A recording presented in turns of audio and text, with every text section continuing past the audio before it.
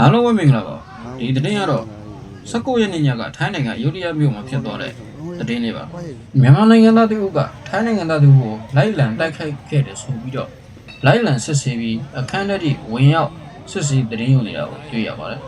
ထိုင်းလူမှုကွန်ရက်တွေလူသိများသူကံမွေးကလည်းရင်းပြက်ပေါ်တာဝန်ရှိသူများကိုစစ်ဆေးရေးယူသွားမည်လို့ဆိုထားပြီးအမှုအခြေအနေကိုဆက်လက်စောင့်ကြည့်ရမည်ဖြစ်ကြောင်းသတင်းများကပေါ်ပြပါတယ်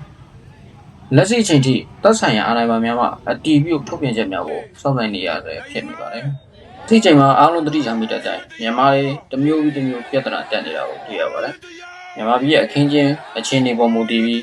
ဘယ်လိုဒုက္ခမျိုးရောက်အောင်မလဲဆိုတာဘယ်လိုပြဿနာမျိုးတွေဖြစ်အောင်မလဲဆိုတာကိုကျွန်တော်တို့လည်းမျက်ခြေမပြတ်စောင့်ကြည့်ဖို့လိုအပ်နေပါတယ်။พวกเราต้องช่วยกันมีเรื่องต้องเข้ามาก่อนเลยนะมีเหี้ยอะไรเดี๋ยวค่อยเคลียร์